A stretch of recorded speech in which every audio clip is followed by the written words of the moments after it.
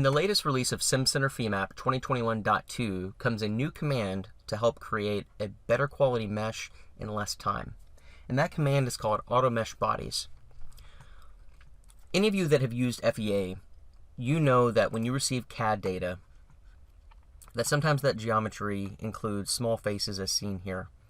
And the traditional method would try to force elements within these boundaries, unless you created some boundary curves and boundary surfaces, and then Femap essentially ignores those curves and points and you achieve a better mesh quality.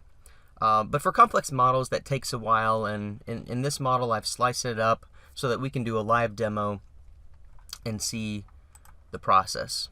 So traditionally we would go to Geometry, Solids,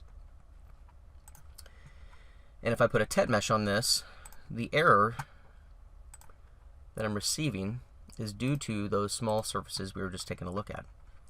So you'll see it tries to put elements within there, it forces them in, and it skews the elements.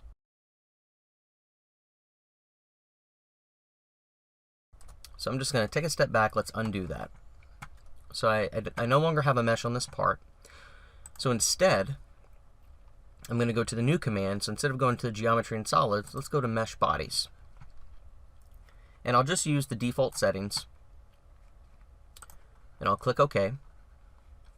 And what this new command does is it ignores that underlying curve and points on the CAD model on the surface, and instead ignores it, and it focuses more on the element quality.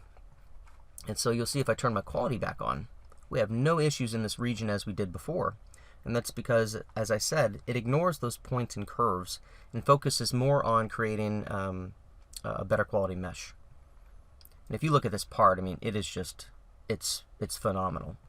So it allows you to mesh quicker. You know, the whole goal of an FEA model is to get a good mesh as fast as possible so that you can spend more time on running your analysis and doing what-if scenarios and truly trying to optimize and gain an understanding of your part or your system that you're modeling, and spend less time on fixing CAD geometry and trying to get to that good mesh. So this is a really slick tool. Now, there are some options in here. It's not totally hands-off automatic. We can come back in here, and for the curve refinement, we can back this off.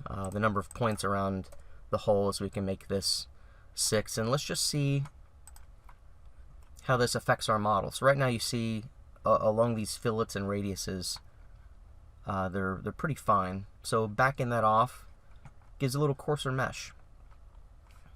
And if we turn our quality back on, again, we don't have hardly any bad elements in here. It looks really, really nice. Another option we have, if we go back to that command, is we can change our target element size. Now, this doesn't lock you in at I'm in inches, so this doesn't lock you in at a 1/2 inch element. But again, it's a target size. So the mesher is going to choose the appropriate mesh size in effort to optimize the shape of the element to produce those good quality elements.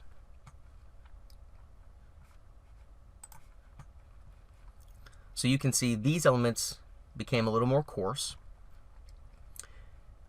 And then down here, the reason we went fine again is because I chose the defaults. I didn't change my settings on the curvature refinement. So if I change that back to 12,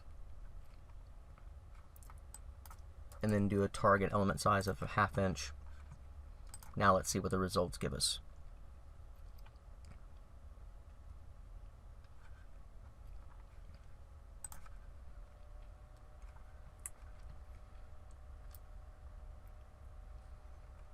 I don't see any bad elements on this model.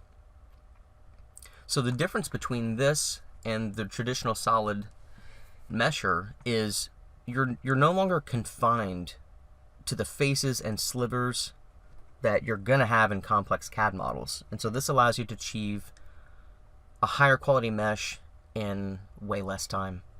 I think this is going to be really powerful for the users. And I look forward to your comments and feedback. Thanks and have a great day.